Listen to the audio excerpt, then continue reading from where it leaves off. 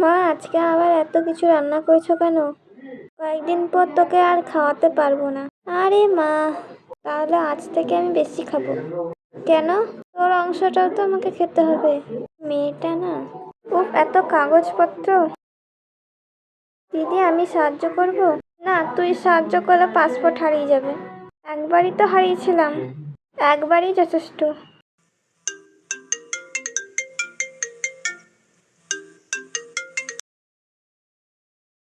Hello, বল।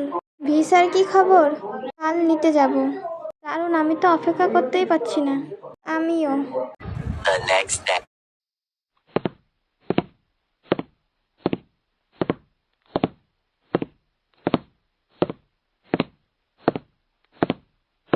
মা, কি হয়েছে?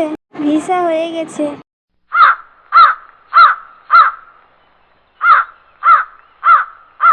দিদি। হুম। তুই গেলে আমার খুব খারাপ লাগবে। আমারও। তাহলে যাস না। স্বপ্নের জন্য কখনো কখনো দূরে যেতে হয়। আমি বড় হলে আমিও বিদেশে যাব। আগে পরীক্ষা পাস কর।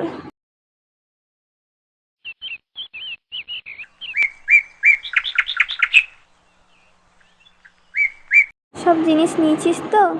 হ্যাঁ। আবার দেখ। 3বার দেখেছি আমি। আরেকবার দেখে নে। মা আজকে 20বার জিজ্ঞাসা করবে তোকে। কই তোমাদের হয়েছে? হ্যাঁ হ্যাঁ, হয়ে গেছে। প্রস্তুত? যতটা হওয়া যায়। আমার গিফটটা আনতে ভুলবি না। এখনো গিফট? জানো, আমার এখনো বিশ্বাস হচ্ছে না। স্বপ্ন পূরণ হওয়ার সময় এমনই লাগে। নিজের যত্ন নিবি। নেব।